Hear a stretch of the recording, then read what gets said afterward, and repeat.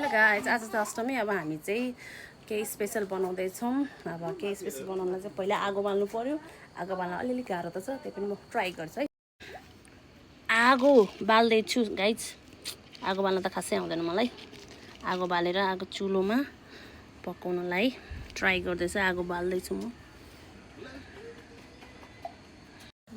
अब भाँडा तातियो। अब अलिकति तेल हालौँ। धेरै तेल पनि खानु राम्रो होइन यसको लागि। एकछिन तेल तातोस्।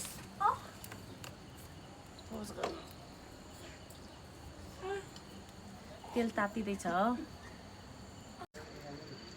गाइस, अब तेल तात्यो होइन। यो चाहिँ खसीको मासु हो। स्पेसल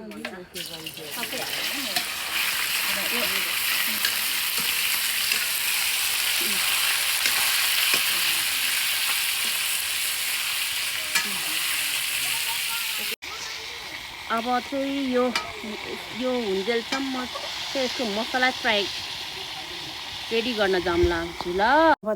अब चाहिँ हामी त्यो मासुको लागि मसलाहरू तयार बनाउँदैछौँ। चाहिँ सानो प्यान एकछिन तातो, भाँडा तात्यो।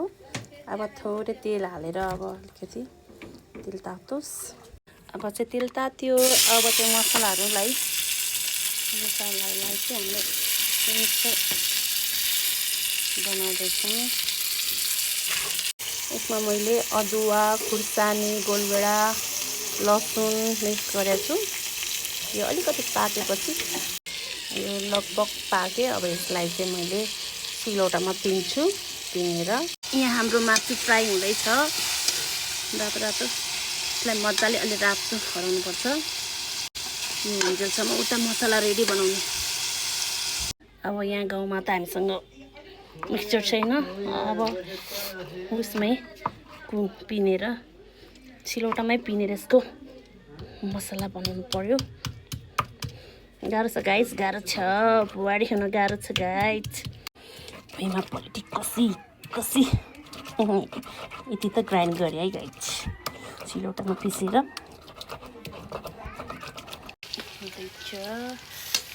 रातो खैरो हुँदैछ। अब 1-2 मिनट जति पकाऊँ। फाइनली पाक्यो। अब यसलाई चाहिँ यो बाटोमा निकालेर राखौँ। बाटोमा राखौँ। त्यसपछि के गर्नुपर्छ गर्दै गरौँ।